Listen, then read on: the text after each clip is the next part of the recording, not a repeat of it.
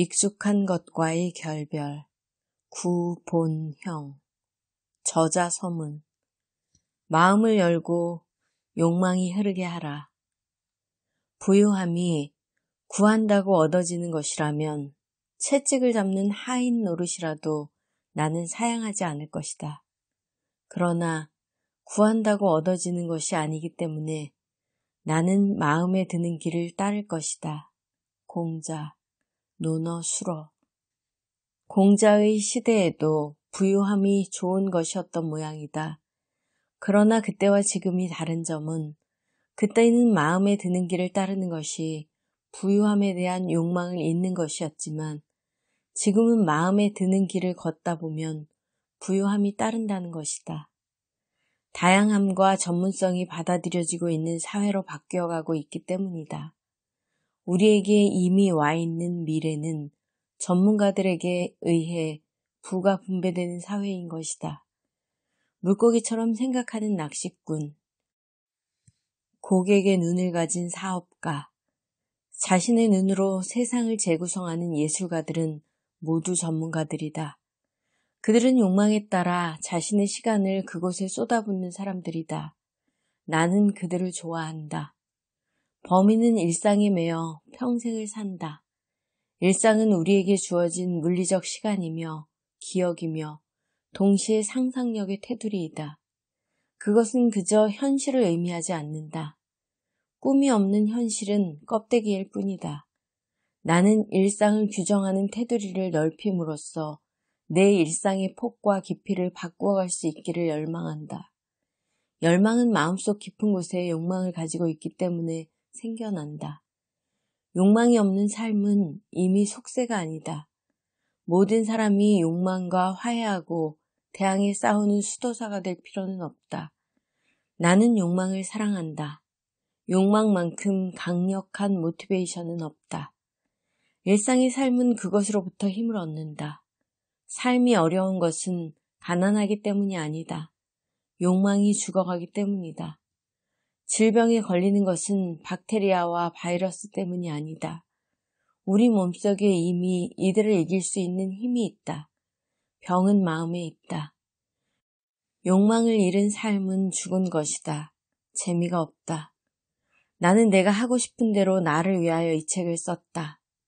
책을 쓰는 동안 줄곧 새벽에 깨어 있었다. 새벽은 우리가 늘상 보아온 낮의 세상과는 아주 다른 얼굴을 하고 있다. 화장을 지운 속살을 보여준다.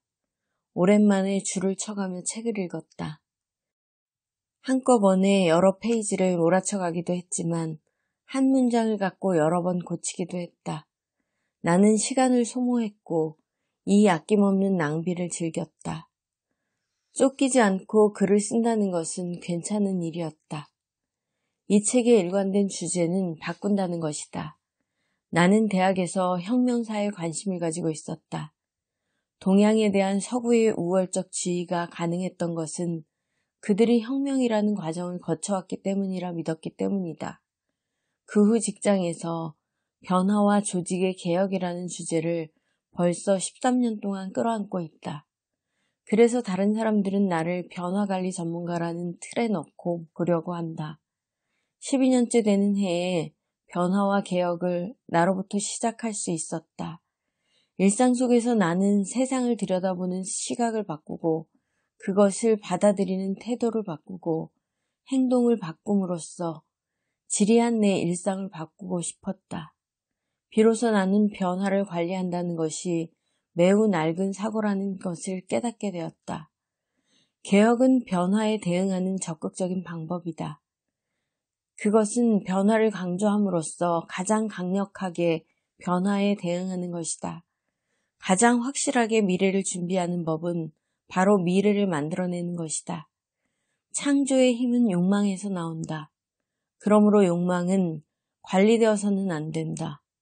관리된 욕망은 이미 욕망이 아니기 때문이다. 철창에 갇힌 호랑이는 이미 맹수가 아닌 것과 같다. 그것은 이미 야생력을 상실하였다. 자기를 몰아치는 폭발력이 없다. 욕망은 깊고 깊은 곳에 있다. 스스로도 움켜잡을 수 없는 모습으로 숨어 있다. 그것은 단순한 소망이나 충동이 아니다. 너무나 절실하여 우리를 행동으로 내모는 그런 것이다. 욕망을 가진 사람은 오랜 시간 동안 시간을 그것에 쓴다. 그것을 위해 다른 것을 희생하기도 하고 자존심을 굽힐 줄도 안다. 어려운 상황을 견뎌내기도 하고 다른 사람이 어떻게 생각하는지 개의치 않는다. 그러나 그 일에 말할 수 없는 정열을 가지고 있으며 새로운 관점에서 다른 사람을 설득할 수 있다. 하고 싶은 일을 하다 보면 가족을 먹여 살릴 수 없다는 잘못된 깨달음으로 우리를 몰아간 것은 우리를 기존의 체제에 묶어두고 통제하고 싶은 보이지 않는 사람들이었다. 그들은 세상이란 하고 싶지만 할 수 없는 일과 하기 싫지만 해야 하는 일로 이루어진 것이라고 말한다. 그들은 때때로 우리 부모의 모습으로, 선생의 얼굴로, 직장 상사의 이름으로, 그리고 친구의 한숨 섞인 충고로 우리를 설득시켜왔다. 그들의 말을 따르는 것은 어쩌면 지금까지는 그런대로 무난한 처신이었는지도 모른다. 그러나 지금 우리는 가족을 위해 하기 싫지만 해야 하는 일을 하더라도 직장에서 내몰리고 있다. IMF의 시기이기 때문이 아니다. 본질적으로 인간의 노동은 더 이상 중요한 생산 요소가 아닌 사회로 이행하고 있기 때문이다. 아이러니컬하게도 기업이 마지막까지 잡아두려고 하는 사람들은 하고 싶어하는 사람들이다.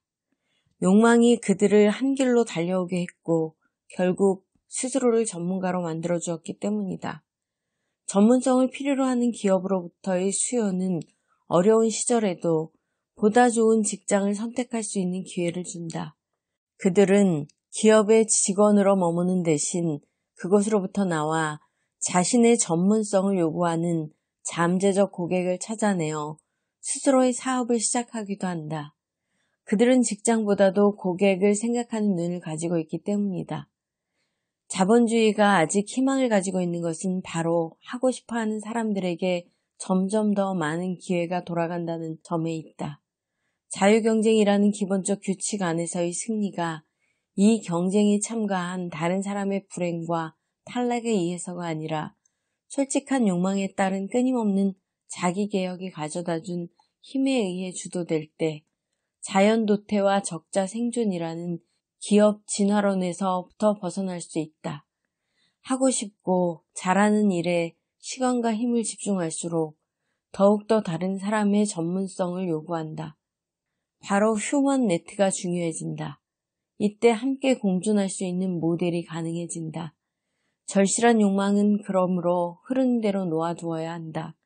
깊은 내부로부터 흘러나와 감동으로 휘몰아치는 욕망을 받아들임으로써 자랑스러운 자아를 발견하게 된다. 다른 누군가가 되려고 해서는 안 된다. 다시 자신으로 되돌아오는 회귀는 바로 일상에서부터 시작하여야 한다. 마음이 흐르는 대로 하고 싶은 것을 찾아 모든 시간을 그것에 소모해야 한다. 인생은 그렇게 만들어지는 것이라고 믿는다. 그때 자신의 삶이 무엇인지 비로소 말할 수 있게 된다. 1998년 4월 구본형 익숙한 것과의 결별 구본형